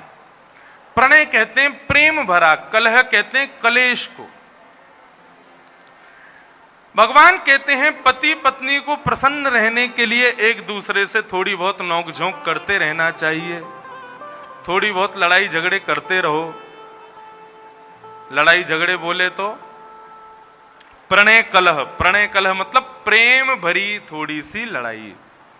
ऐसे नहीं कि एक दूसरे के बाल पकड़ करके खींच के मारो, दीवार में फूट जाए सर, ऐसा नहीं। थोड़ा बहुत देखो, उसके पीछे बहुत लॉजिकल बात भगवान बताते हैं। दोष 2 चीजों में प्रकट होता है। वैसे देखो आप सब अनुभवी बैठे हो, ब्याहे ठ्याए बैठे हो, मैं अभी नहीं जानता, फिर भी मैं बोल रहा हूं, ये दुस्साहस कर रहा हूं। अगर मेरी बात सत्य हो तो ताली बजाना, नहीं तो बैठे रहना चुपचाप, ठीक है। भगवान कहते हैं दोष 2 जगह प्रकट होता है। हम दूसरे में जब गलतियां ढूंढने लगते हैं, दूसरे की कमियां ढूंढने लगते हैं, दूसरे में बुराइयां ढूंढने लगते हैं, अरे ये तो ऐसा है, ये तो ऐसा है। ये कब होता है? दो स्थिति में होता है। या तो तुम उससे बहुत दूर रहो, दूर रहोगे, कॉन्वर्सेशन होगा नहीं, मिलोगे नहीं, बात करोगे नहीं, एक दूसरे को जानोगे नहीं। दूर रहोगे तो कान भरने वाले लोग उसके बारे में गलत गलत बोलेंगे और तुम एक मन में अपने एक अलग ही भाव उसके प्रति बना लोगे, जिससे दोष उत्पन्न हो जाएगा। और दूसरा दोष उत्पन्न होने का कारण है अति सामीप्य। बहुत ज्यादा पास भी नहीं रहना चाहिए। क्यों? भगवान कहते संसार में दोष सबके भीतर है, यदि उसके बहुत करीब रहोगे ना तो उसमें दोष दिखेगा। ब्याह करने से पहले पत्नी को पति में साक्षात नारायण दिखाई देते हैं और पति को पत्नी में साक्षात लक्ष्मी दिखती है, लेकिन ब्याह हो जाने के 3 साल बाद ही पत्नी को पति में साक्षात राक्षस दिखाई देता है और पति को पत्नी में साक्षात शूर्पणखा दिखाई देती है। ताली बज गई, इसका मतलब मैं सत्य हूं। ब्याह का पहला साल पत्नी होती चंद्रमुखी, दूसरा साल सूर्यमुखी और तीसरे साल ज्वालामुखी, और उस समय पति को हो जाना चाहिए अंतर्मुखी। आप सबकी तालियां मुझे सत्यता का अनुभव करा रही हैं। बंधुओं, ठाकुर जी कहते हैं यदि एक दूसरे से लड़ोगे नहीं ना तो थोड़ी दूरी नहीं बनेगी, और जब तक दूरी नहीं बनेगी तब तक तुम्हारा प्रेम वो सफल नहीं होगा। प्रेम रहने के लिए दूर रहना बहुत जरूरी है। हम बहुत समीपता में एक दूसरे के संग रहते हैं। अच्छा, ये बात केवल और केवल पति पत्नियों के लिए नहीं है, सबके लिए संसार में। आप गुरुजनों के भी ज्यादा ना तो दूर रहो और ना उनके ज्यादा समीप रहो। गुरुजनों के ज्यादा समीप रहोगे, उनके आचार विचार, खान पान, उठना बैठना सोना सब कुछ देखोगे तो कहीं ना कहीं दोष तो आ जाएगा। हमने तो सोचा था महाराज जी ऐसे रहते होंगे, ये तो ऐसे रहते हैं, तो दोष लगेगा। इसलिए अति सामीप्य और अति वियोग दोनों में दोष होता है। भगवान कहते हैं मध्य में रहो और थोड़ी बहुत नोक झोंक एक दूसरे से करते रहो। ये बात भगवान करके दिखाते हैं। भागवत में स्पष्ट कथा है। रुक्मणी जी से जब से ब्याह हुआ भगवान बोले इनको कभी गुस्सा ही नहीं आया। ठाकुर जी बोले आज कुछ ऐसा करूं कि इनको गुस्सा आवे। तो ठाकुर जी स्वधर्मा सभा से आए, आकर के झूला झूल रहे थे, रुक्मणी जी पंखा चल रही थी। भगवान बोले रुक्मणी जी आपने हमसे ब्याह क्यों किया? ये बात कब कह रहे हैं भगवान? जब रुक्मणी के पुत्र के पुत्र के पुत्र भी हो चुके, मतलब ठाकुर जी दादाजी बन चुके हैं। अच्छा, भगवान के लीला में एक विचित्रता देखो। भगवान का नाती अनिरुद्ध, उसकी उम्र है 25 साल। भगवान का पुत्र प्रद्युम्न, उसकी उम्र है 50 साल। और स्वयं दादाजी भगवान, उनकी उम्र है 16 साल। ठाकुर जी 16 साल से बढ़ के ऊपर कभी जाते ही नहीं। क्यों? 16 साल के बाद हम लोगों के अंदर विकार आने शुरू हो जाते हैं। हम लोगों के अंदर ऐसी भावनाएं प्रकट होती हैं जिससे काम का जन्म होता है, क्रोध का जन्म होता है, लोभ का जन्म होता है। आज तो 13-14 साल के बच्चों में ही हो जाता है, लेकिन ठाकुर जी 16 वर्ष से ऊपर कभी नहीं जाते। वो हमेशा 16 वर्षीय बने रहते हैं। मतलब भगवान का नाती भी जब भगवान के बगल में खड़ा होता है तो ऐसा लगता है कि भगवान का पिता है क्या। ठाकुर जी रुक्मणी जी से कहते हैं तुमने हमसे ब्याह क्यों कर लिया? तुम कहोगी हमने तो इसलिए किया, संतों से आपके बारे में बहुत सुना था। संतों पे कुछ काम तो है नहीं देवी, उनका घर नहीं, परिवार नहीं, उनका कोई अपना नहीं, पूरे दिन मेरे ही गुणगान गाते रहते हैं। तुमने गलती से उनकी बात सुन के हमसे ब्याह कर लिया। शिशुपाल बहुत अच्छा था, वो तुम्हारी जिससे सगाई हो गई थी उसी से तुम्हारा ब्याह करा दें। तुम कहो तो हम कल ही उसको बुला के तुम्हारा पानी ग्रहण करा देंगे। इस प्रकार से ठाकुर जी चाह रहे थे कि रुक्मणी बरसे उन पर, लेकिन यहां कुछ विचित्र ही हुआ। जोर से गिरने की आवाज आई, पीछे देखा तो रुक्मणी जी मूर्छा में पड़ी थी। ठाकुर जी ने चतुर्भुज रूप धारण किया, 2 भुजा से रुक्मणी जी को उठा के एक भुजा से पानी छिड़कने लगे, पंखा करने लगे। अरे रुक्मणी क्या हुआ? जैसे तैसे होश में आई तो ठाकुर जी से कहने लगी आपको जो अच्छा लगे सो कहो, लेकिन अपने से दूर जाने की बातें मत कहा करो। आप हमसे वियोग सहन नहीं होता ठाकुर जी। तो ठाकुर जी ने इस प्रकार अपनी पटरानियों के साथ में थोड़ा थोड़ा नोक झोंक करके सबके साथ में एक आनंद प्रणय कलह किया। प्रणय कलह होना चाहिए। यदि लड़ाई नहीं होती तो करो, जबरदस्ती करो, लेकिन होनी चाहिए। उससे थोड़े दूर रहोगे फिर थोड़े दूर रहोगे तो जो दोष सामीप्य के प्रकट हुए वो दोष दूर होंगे। इस प्रकार से ठाकुर जी ने बताया। आगे राजा नृड़ की कथा, दान का भाव बताया। नारद जी भगवान की दिनचर्या देखने आते हैं कि भगवान रहते कैसे हैं। तो भगवान 16,108 राजकुमारियों के साथ एक ही समय में अलग अलग भवन में रहते हैं। और नारद जी का ये देख करके सर घूमने लगा, बोले भगवान कर्तुम अन्यथा कर्तुम समर्थ ईश्वर है। स्वर्ग में चर्चा हो रही थी, देवता कह रहे थे भगवान ने 16,108 ब्याह किए, हम भी 5-10 कर लेते हैं। लेकिन आज मैं जाके सबको बता दूंगा कि ठाकुर जी 16,108 पटरानियों के साथ एक ही समय पर एक साथ अलग अलग रूप में रहते हैं। यदि तुम सामर्थ्यवान हो तो तुम भी करो, लेकिन हम ऐसा नहीं कर सकते, इसलिए हमको एक ही करना चाहिए। हम 2-3 पत्नियों के साथ में या 2-3 पतियों के साथ में अलग अलग रूप में नहीं रह सकते। वो ठाकुर जी हैं, वो समर्थवान है, उन्होंने किया, वो कर सकते हैं। ठाकुर जी ने ब्याह किया, ये तो सब लोग कोट करते हैं। ठाकुर जी ने और भी बहुत कुछ किया, वो भी करके दिखाओ। पूतना के पयोधर के विष को पिया, तुम पी के दिखाओ। ठाकुर जी ने गिरिराज पर्वत उठाया, तुम उठा के दिखाओ। कालिया नाग पर नृत्य किया, करके दिखाओ। इनमें से एक भी हो जाए तो फिर तुमको छूट है, तुम भी 5-10 ब्याह कर लेना, लेकिन तुम बाकी की चीजें भी नहीं कर पाओगे। एक बात हमारे पूज्य पिताजी कथा में कहते हैं, भगवान कहते हैं कि मेरा रामावतार जो है उसमें मैंने जो किया वो करणीय है, तुम कर सकते हो, लेकिन मेरा कृष्णावतार जो है ना ये केवल अनुकरणीय है। मतलब मैंने जो कहा है वो करो, मैंने जो किया है यदि तुम वो करने जाओगे तो सर्वनाश हो जाएगा तुम्हारा, तुम नहीं कर पाओगे। इसलिए राम जी ने जो किया है वो करो, कृष्ण जो कहते हैं वो करो। कृष्ण की करनी पर यदि गए ना तो बहुत बुरा हो जाएगा, इसलिए कृष्ण की करनी नहीं कर पाओगे।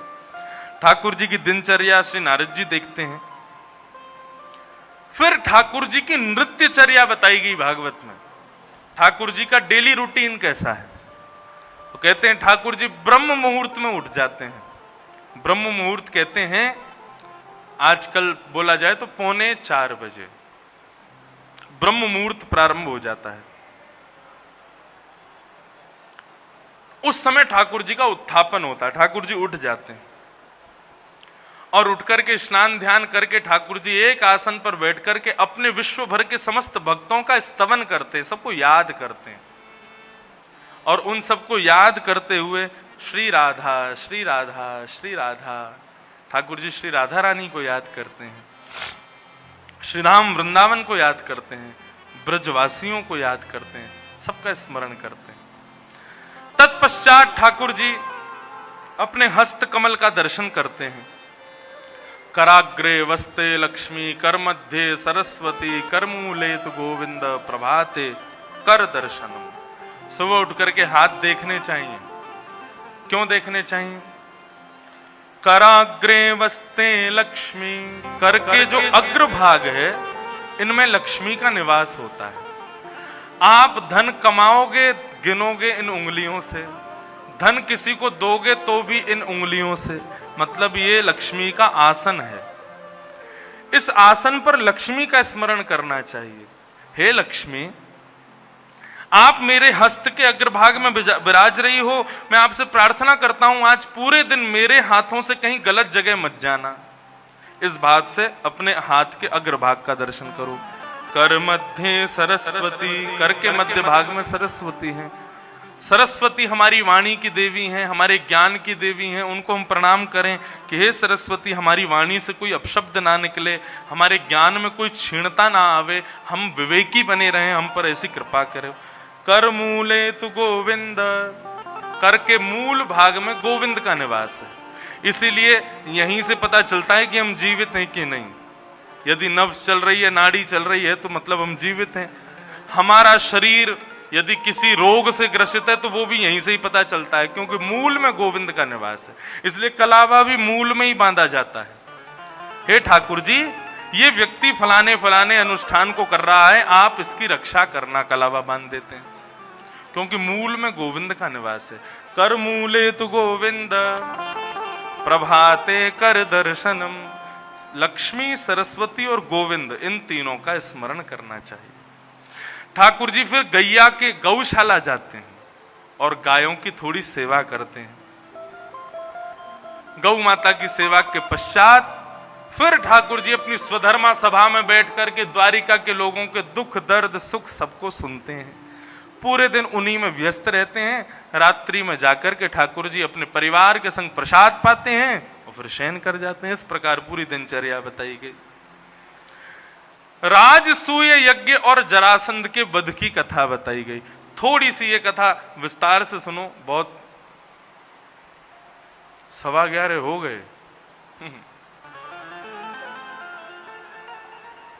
अब हम क्या करें? हमको तो लगा था अभी 11 ही बजे होंगे। उनको भी प्रणाम करते हैं। राजसूय यज्ञ और जरासंध का वध बहुत जीवन में एक बहुत बड़ी बात बताता है। जल्दी से कह के विराम करूं। जरासंध को मारने के लिए भगवान जाते हैं और साथ में भीम और अर्जुन को लेकर के जाते हैं। जरासंध के सन्मुख जाकर के भगवान जब खड़े होते हैं तब जरासंध ब्राह्मणों को मुंह मांगा वरदान देता है, जो मांगते सो देते हैं। भगवान ब्राह्मण बन करके गए। भगवान जैसे सामने गए तो जरासंध ने पूछा, ब्राह्मण देवता बताओ क्या चाहिए? तो भगवान बोले युद्ध चाहिए। जरासंध बोला, माफ करना, ब्राह्मण कुछ भी मांग लेगा लेकिन युद्ध नहीं मांग सकता। आप ब्राह्मण नहीं हो, कौन हो? अपना रूप दिखाओ। तब भगवान ने अपना रूप दिखाया। बोले, ओ रण छोड़, तू फिर से आ गया, युद्ध करने आया है? माफ करना, मैं भगवानों से युद्ध नहीं करता, तेरे संग युद्ध नहीं कर पाऊंगा। अर्जुन ने अपना रूप दिखाया तो जरासंध बोला, बच्चों से भी मैं नहीं लड़ता। अंत में भीम ने जब अपना रूप दिखाया तो जरासंध बोला, हाँ इससे युद्ध करूंगा। ऐसा युद्ध होता था, रोज भीम को पटकता था जरासंध, रोज मारता था। और भगवान और अर्जुन दोनों बैठ करके कभी अंगूर खा रहे हैं, कभी सेब खा रहे हैं और बढ़िया प्रेम से आनंद से युद्ध देखते थे। और भीम पिटता था रोज। भीम ने आकर के भगवान से कहा, मैं पिटता रहता हूं, तुम लोग आनंद से खाते पीते रहते हो। भगवान बोले, तू युद्ध करता है, मेरी तरफ देखता क्यों नहीं है? मेरी तरफ देखा कर। जरासंध भीम बोला, कल देखूंगा। कल उसने जैसे ही देखा तो भगवान ने 2 पत्ते अलग कर दिए। भीम ने भी वही किया, बीच से जरासंध को अलग कर दिया, लेकिन तुरंत अपने विजय का घोष करने लगा। इतने में भगवान बोले, पीछे देख। पीछे देखा तो जरासंध फिर से एक होकर के उसको मारने लगा। भगवान से आज फिर बोला कि आज तो मैंने आपको देखा था, फिर मैं क्यों हार गया? भगवान बोले, तूने मुझे देखा था लेकिन जीतने की भावना से देखा था, पूर्ण समर्पण की भावना से नहीं। कर्म कर, फल की इच्छा मत रख। तू जीतेगा हारेगा ये सब उसी पर छोड़, तू बस मेरी ओर देखा कर। भीम बोला, ठीक है। दूसरे दिन जब देखा भगवान को तो विपरीत दिशा में पत्ता फेंका, जरासंध को बीच से अलग करके विपरीत दिशा में फेंक दिया और जरासंध की मृत्यु हो गई। अब इस बात को बहुत सुंदर ढंग से बताते हैं। भगवान है परमात्मा, भीम है हम सब जीवात्मा, और जरासंध कौन है? जरासंध हमारे कर्म है। हम रोज अपने कर्म से युद्ध करते हैं। सुबह उठते ही लड़ाई हमारी शुरू हो जाती है, लेकिन कर्म इतना बलवान है, हमको उठा उठा के फेंकता है। हम भगवान से कहते हैं, हे भगवान हमारी रक्षा करो, इस कर्म ने हमारी चटनी बना रखी है। तब भगवान कहते हैं, बीच बीच में मुझको याद किया कर, मेरी ओर आ जाया कर, मुझको देखा कर, कभी गीता पढ़ लिया कर, कथा सुन लिया कर। देख, कर्म से तेरा युद्ध कभी समाप्त नहीं होगा, लेकिन कर्म से युद्ध करने के लिए बल जो चाहिए वो मैं तुझे दे दूंगा। हम लोग ठाकुर जी की तरफ देखते हैं लेकिन स्वार्थ की भावना से देखते हैं। भगवान कहते हैं, तू निस्वार्थ होकर के देख, एक दिन तू खुद को कर्म के सामने विजयी पाएगा और कर्म तेरे सामने नतमस्तक होगा। इस प्रकार ठाकुर जी ने जरासंध के वध से ये बात बताई। आदि आदि कथाओं को सबको हम प्रणाम करते हैं। सुदामा चरित्र के एक श्लोक को कहकर के सुदामा जी को प्रणाम करते हैं। अब ये कथा अधूरी छोड़ के जा रहे हैं ताकि हम फिर से कथा कहने आवें। कृष्णस्यासीत् सखा कश्चित् ब्राह्मणो ब्रह्मवित्तमः विरक्त इंद्रियार्थेषु प्रशांतात्मा जितेंद्रिय। भगवान का एक मित्र था, उस मित्र के अंदर 3 लक्षण थे, इसलिए वो भगवान का मित्र था। आप भी ये 3 लक्षण अपने भीतर ले आओ, ठाकुर जी आपको भी मित्र बना लेंगे। कौन कौन से? पहला, विरक्त इंद्रिय, इंद्रियों से जो विरक्त है, विरक्त मतलब इंद्रियों में जो आसक्त नहीं है।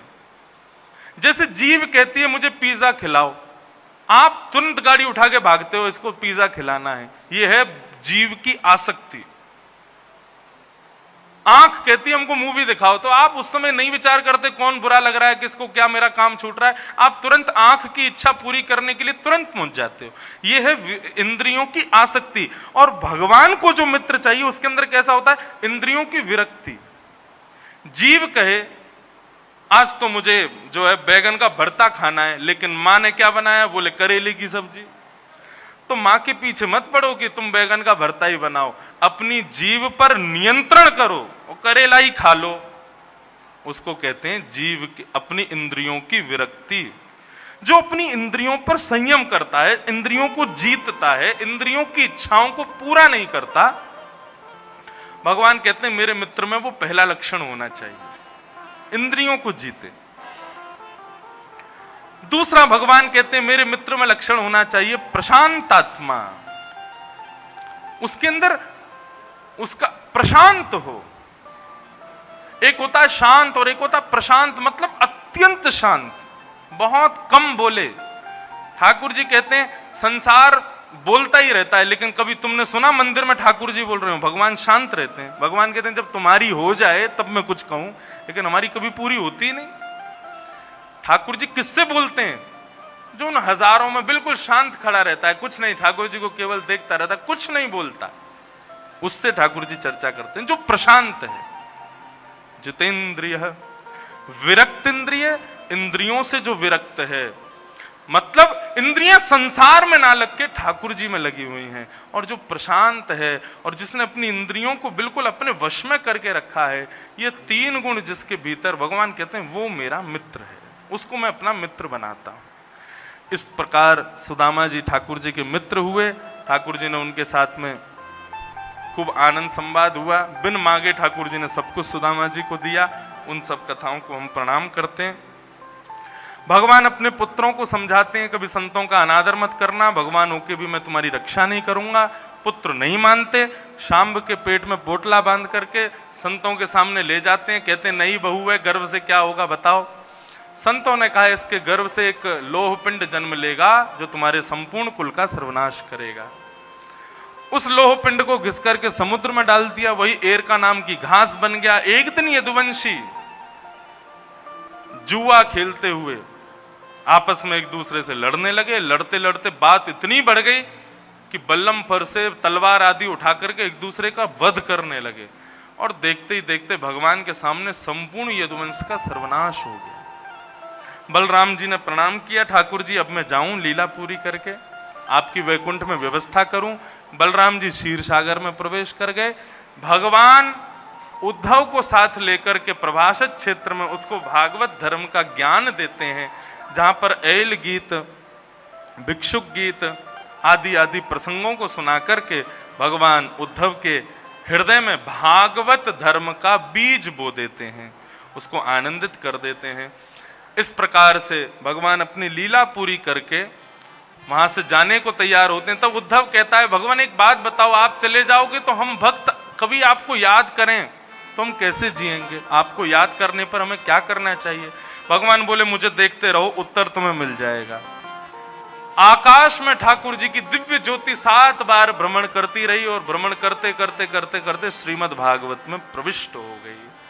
भगवान ने उद्धव को उत्तर दिया कि अब से मेरा स्वरूप ये भागवत है, इसके प्रत्येक श्लोक को मेरा ही अंग समझो, मेरे ही रोएं समझो, ये मैं ही हूं। जब कभी भी मेरी याद आवे इनकी शरण में चले जाना, इनकी शरणागत हो जाना, तुम्हारा कल्याण हो जाएगा।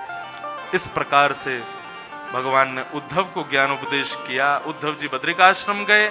भगवान के प्रस्थान के बाद अर्जुन ने जाकर के पांडवों को सब संदेश बताया, तो पांडव बोले भगवान नहीं तो हम भी नहीं रहेंगे। पांडवों ने भी गृह त्याग कर दिया।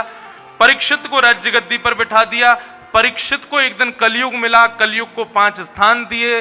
राजा परीक्षित स्वयं भटक गए और वे 7 दिन जाकर के सुखदेव जी से कथा सुनते हैं। आज 7वां दिन यहाँ पर विराम हो रहा है।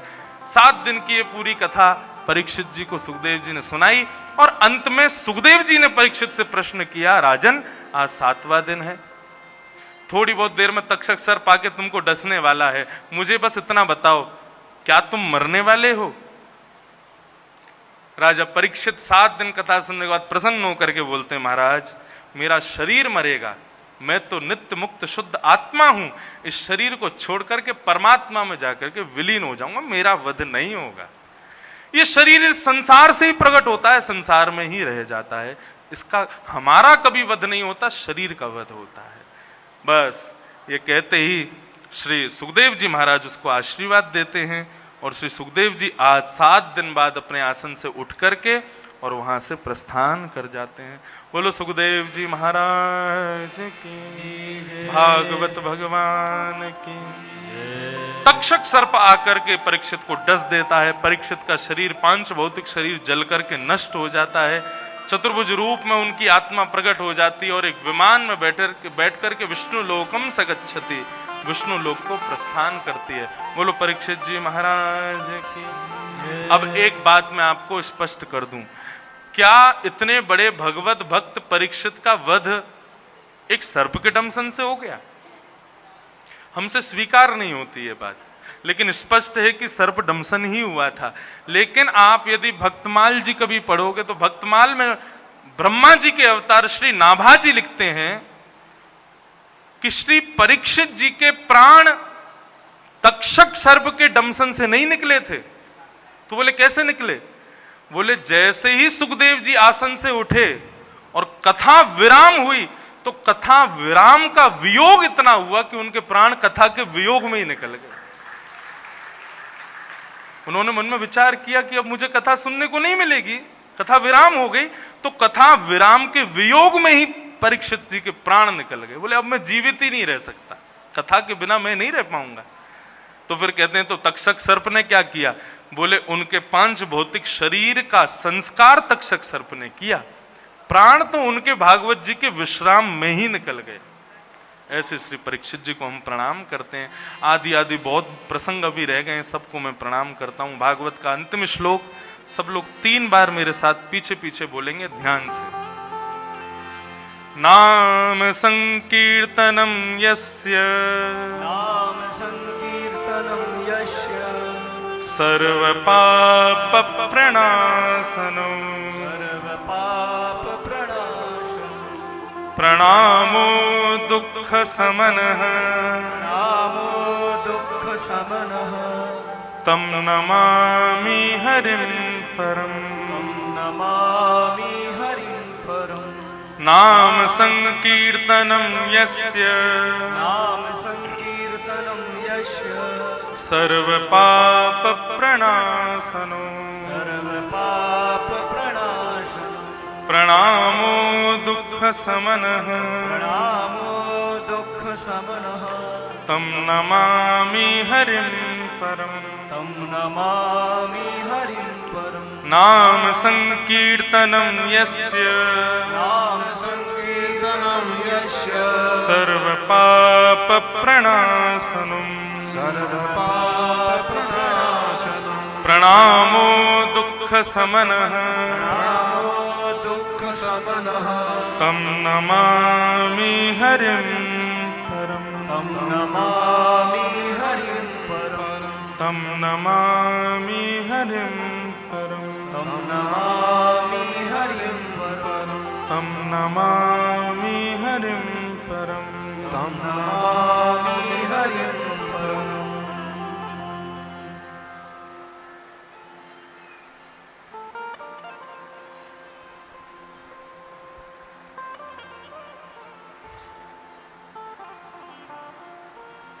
बोलो वृंदावन बिहारी लाल की, श्री राधा रमण लाल की, श्री राधा वल्लभ लाल की, ओंकारेश्वर महादेव की, महाकालेश्वर महादेव की, सब संतन की, सब भक्तन की।